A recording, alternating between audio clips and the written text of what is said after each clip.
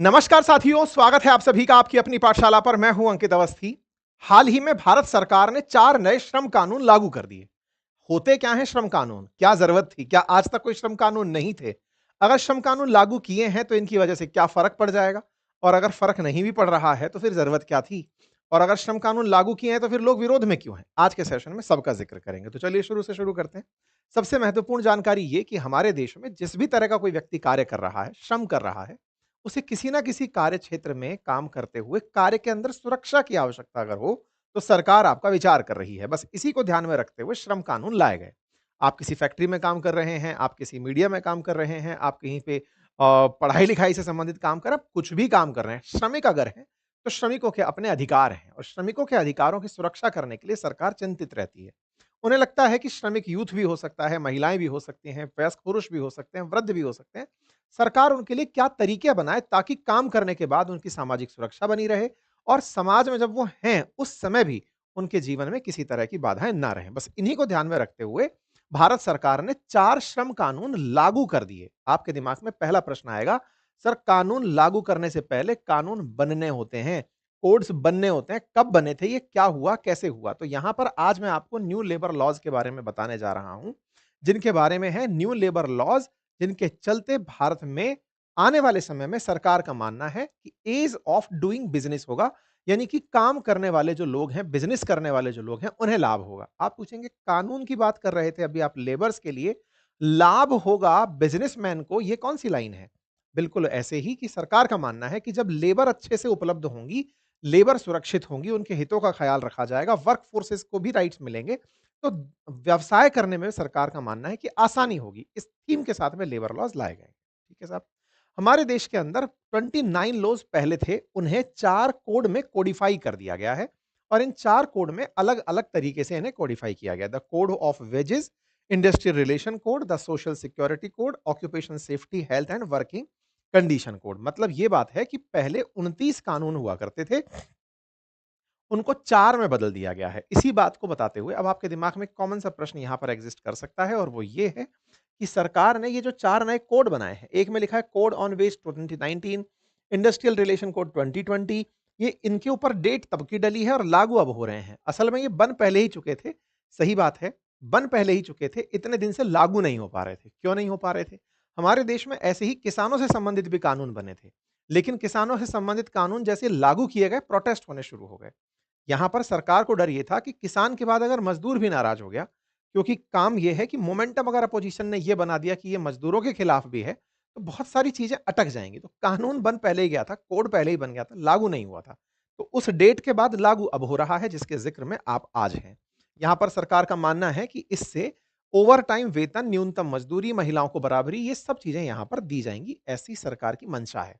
प्रधानमंत्री ने अपने द्वारा इस बात को बताते हुए ईज़ ऑफ डूइंग बिज़नेस को बढ़ावा मिलेगा, ऐसा फ़ोकस किया। बताया गया कि ये हमारे देश के अंदर जो विज़न है उसको रिफ्लेक्ट करता है आत्मनिर्भरता को। 2017-18 में जहाँ 47.5 करोड़ ही लेबर थे, आज 64.33 करोड़ लेबर हैं। ये दिखाता है कि 6 साल में भारत में 16.83 करोड़ नए रोज़गार के अवसर जुड़े हैं। The historic reform streamline compliance, modernize outdated provision, create a simplified, efficient framework that promotes ease of doing business. मतलब ये जो लाइन है जिसके थीम में एज ऑफ डूइंग बिजनेस आ रहा है, सोचने में प्रधानमंत्री को आ रहा है, इससे ही पहली लड़ाई शुरू हो रही है और वो ये कि यार बिजनेस लेबर को नहीं करना होता है, मालिक को करना होता है। तो क्या आप व्यवसायी को सोचते हुए लेबर का कानून ले आए? अगर ऐसा है, तो व्यवसाय के हितों में अगर कानून है, तो क्या लेबर के हितों का कानून ध्यान नहीं रखा गया है? तो अब हम उस विषय पर चलते हैं, सरकार ने क्या तर्क दिए हैं? उन्होंने लेबर के लिए क्या कुछ अच्छा किया है? जैसे 4 नए लेबर जो कोड बने हैं, उनमें से कोड ऑन वेजेस 2019, ये चारों कोड हैं जिनको जो आपके सामने लिखे हुए हैं। इन कोड्स को लेकर के प्रधानमंत्री की जो थीम है, वो नज़र आती है जब उन्होंने लाल किले की प्राचीर से ये कहा था कि देश में जो गुलामी की मानसिकता चली आ रही है, अंग्रेजों के काल से हमें उन्हें बदलना होगा और यही कहते हुए सालों से चले आ रहे जो लेबर कानून हैं, उनको परिवर्तित किया गया है। पहले 29 कानून थे यानी कि उसमें रूल थे, उन्हें अब बदलकर 351 रूल में बदल दिया गया, जो दर्शाता है कि ज़्यादा कानून नहीं होंगे तो ज़्यादा कानूनों से यानी ज़्यादा लॉज़ नहीं होंगे, रूल रेगुलेशंस नहीं होंगे, तो फिर उनसे उलझने में भी कम समय लगेगा। इसको ऐसे समझिए कि अगर हर बात पर आप कानून बाँच दोगे कि नहीं आपने ये गलती की है, अब आपके ऊपर इस कानून की धारा के तहत मुकदमा चलाया जाएगा, उसे हटाइए ताकि बिज़नेसमैन अच्छे से काम कर पाए और वो लोगों को रोज़गार दे पाए क्योंकि जब बिज़नेस ग्रो होगा, तो ही लोगों को रोज़गार के अवसर मिलेंगे। यहाँ पर रिटर्न्स की बात की गई, यहाँ पर फॉर्म्स की बात की गई, रजिस्ट्रेशंस की बात की गई।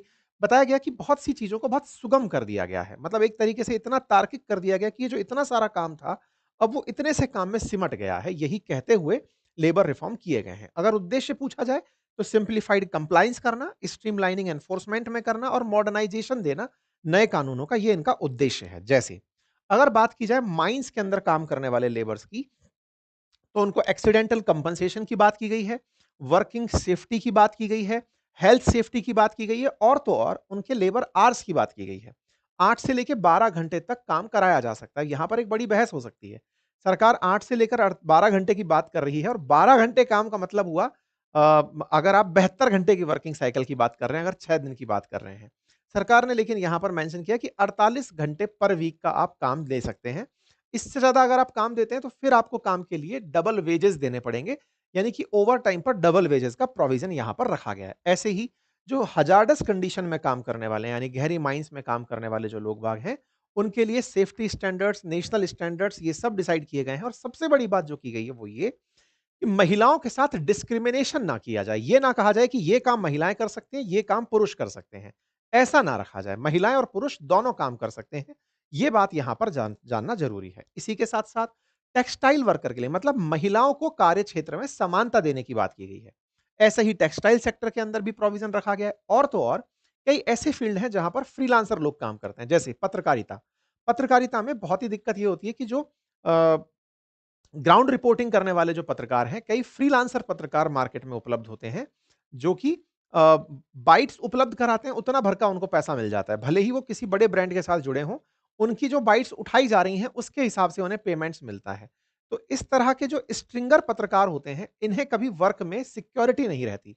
इसीलिए फिर पत्रकारिता में भ्रष्टाचार जन्म ले लेता है, फिर भाई-भतीजावाद जन्म ले लेता है, बायसेस जन्म ले लेती हैं कि हमारी ज़्यादा से ज़्यादा न्यूज़ कवर की जाए। उनको भी कवर करने का ध्यान रखा गया है कि भई इनके भी वर्क सेफ्टी हो। ऑडियो विजुअल क्षेत्र में लोग काम कर रहे हैं, उनको किस तरह से ट्रीटमेंट दिया जाए, गिग वर्कर्स जो काम कर रहे हैं, उनको कैसे काम दिया जाए और तो और जो वर्क फ्रॉम होम कर रहे हैं, उनके लिए भी प्रोविजंस यहाँ पर दिए गए हैं। जैसे यूथ के लिए रखा गया है कि मिनिमम वेज गारंटीड रखी जाए, साथ ही साथ नौकरी करने वाले को अपॉइंटमेंट लेटर ज़रूर दिया जाए, एनुअल लीव्स अनाउंस की जाएँ, साथ ही साथ में लाइफ का स्टैंडर्ड अच्छा हो, ये कैसे सेट किया जाए, वो ध्यान रखा गया है। फिक्स टर्म ऑफ एम्प्लॉयर्स दिखाया गया है कि कितने समय के लिए आपको काम कराना मैंडेटरी है। मतलब किस तरह से कॉन्ट्रैक्चुअलाइजेशन जो है कि आप कॉन्ट्रैक्चुअल लेबर रखते हैं, उसको कम कैसे किया जाए, इस पर फोकस करने का ध्यान दिया गया है। साथ ही साथ कैसे स्किल्ड वर्कर को ज़्यादा अपॉर्च्युनिटीज़ दे सकते हैं, इसके लिए सरकारी प्रयास किए जा रहे हैं। महिलाओं की जहाँ तक बात हो, तो महिलाओं के लिए जेंडर डिस्क्रिमिनेशन ना हो, अर्थात महिला और पुरुष में कार्यभेद ना हो, इसके लिए कानून में ध्यान दिया गया, मतलब इस कोड में ध्यान दिया गया है। साथ ही साथ महिलाएँ जो पेमेंट पुरुष पाते हैं, वही महिलाएँ भी पेमेंट पाएँ। महिलाओं को नाइट शिफ्ट में उनसे पूछकर काम दिया जा सके। पहले कुछ ऐसे सेक्टर थे, जहाँ पर महिलाओं को काम से पाबंदी थी कि आप काम नहीं कर सकते, लेकिन उनके सेफ्टी मेजर्स को ध्यान में रखते हुए उन्हें काम करने की इजाज़त दी जाए। साथ ही साथ मातृत्व अवकाश बढ़ाकर अब 26 हफ्ते का यानी कि 6 महीने का और पुरुषों को पैटर्निटी अवकाश 15 दिन का देने का प्रोविज़न रखा गया है। हेल्थ बेनिफिट ₹3500 तक का मेडिकल बोनस भी यहाँ पर प्रावधान महिलाओं के लिए रखा गया है। फैमिली की डेफिनेशन में अब फीमेल एम्प्लॉयी जो है उनके डिपेंडेंट्स में सास-ससुर को भी शामिल किया गया है। मतलब ऐसा नहीं है कि लड़के के माँ-बाप ही हैं, वो लड़की के माँ-बाप भी अगर हैं तो उन्हें भी डिपेंडेंट में शामिल किया जा सकता है। इससे बहुत सी महिलाओं को जो विशेष रूप से अपने पेरेंट्स की इकलौती संतान है और वो माँ-बाप के लिए कुछ करना चाहती हैं, तो वो अपने पेरेंट्स को डिपेंडेंट्स में शामिल करना चाहें तो कर सकती हैं। ये बात अपने आप में महिलाओं के लिए एक बहुत सकारात्मक बात के रूप में प्रूव होगी। ऐसे ही बागवानी के क्षेत्र में काम करने वाले जो श्रमिक हैं, उनके लिए ऐसे ही मतलब तमाम प्रकार के तो सामाजिक सुरक्षा को ध्यान में रखते हुए अब जो ईएसआईसी है, वो सब पर लागू होगा। फिक्स्ड टर्म एम्प्लॉयी 1 साल की ग्रेच्युइटी पूरे होने के साथ-साथ मिलने लगेगा, जो पहले 3 साल पर था। रिकॉर्ड और रिटर्न्स अब पूरी तरह डिजिटल रखने होंगे और महिलाओं के लिए परिवार की परिभाषा में सास-ससुर भी जुड़ सकेंगे। ये सब वो बातें हैं, जिनसे कि आने वाले समय में सोशल सिक्योरिटी प्लेटफ़ॉर्म्स की महत्ता बढ़ने लगेगी।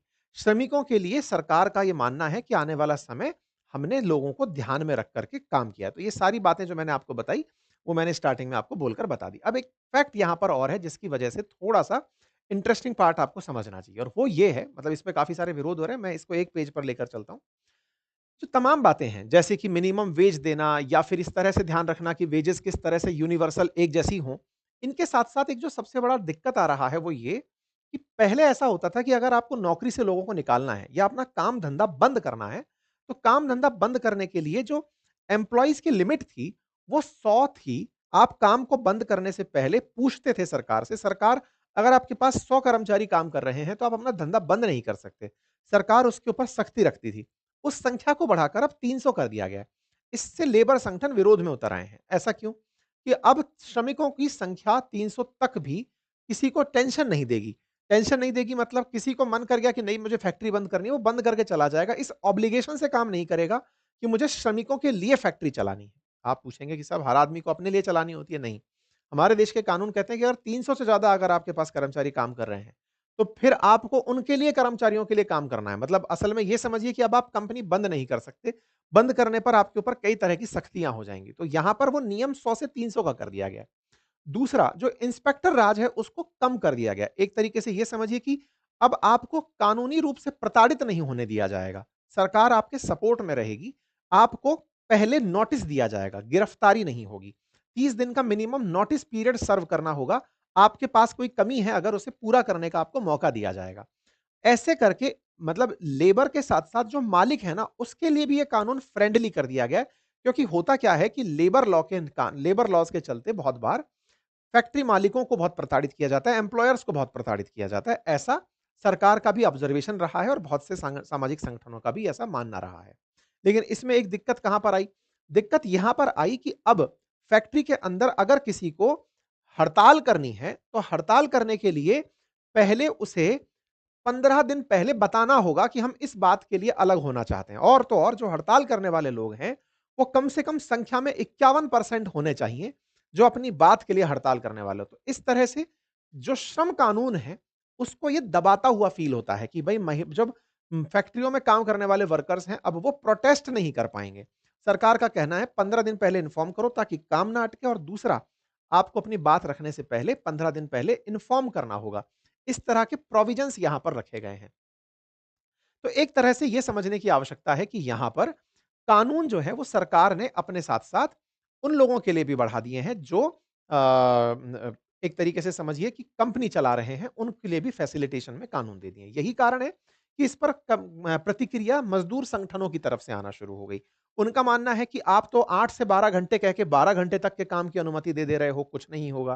फिर आप सरकार का डर खत्म कर रहे हो, तो हमारे साथ में प्रताड़नाएँ होंगी, मज़दूरों के साथ गलत होगा। मज़दूरों ने इतनी मेहनत से अपने लिए कानून मंगवाए थे, कंकरेंट लिस्ट का विषय है। राज्य सरकारें भी इस पर कानून बना सकती हैं। केंद्र ने कानून बना करके उस पर भी कब्ज़ा कर लिया। जो कानून पहले एग्ज़िस्ट करते थे उसमें मतलब लेबर्स के लिए बहुत कानून हुआ करते थे। आपने कानूनों को कमज़ोर कर दिया है। इसे देखते हुए कहा जा रहा है कि मज़दूर यूनियन पूरे देश में प्रोटेस्ट करने उतरेंगी। कुल मिलाकर नए लेबर कानून आ चुके हैं। देखना होगा कि किस तरह से इसको लेबर्स लेते हैं, लेबर एसोसिएशन लेती हैं। भारतीय मज़दूर संघ की तरफ से इसे हिस्टोरिक ट्रांसफॉर्मेशन इंडिया के लेबर फ्रेमवर्क में कवर किया गया है। तो मतलब अब क्योंकि पार्टी वाइज़ होते हैं ये भी, किसी पार्टी का लेबर कौन-सा है, किसी पार्टी का लेबर संगठन कौन-सा है, तो यहाँ पर इस तरह से देखा गया है। तो कुल मिलाकर देश में लेबर कानून आ चुके हैं और लेबर कानून में कुछ प्लस और कुछ माइनस चीज़ें हैं। सरकार का मानना है कि इससे ईज़ ऑफ डूइंग बिज़नेस होगी। आप लोग इस विषय पर क्या सोचते हैं, अपनी राय ज़रूर रखें। चैनल पर नए हैं तो सब्सक्राइब कर लें। बहुत-बहुत धन्यवाद।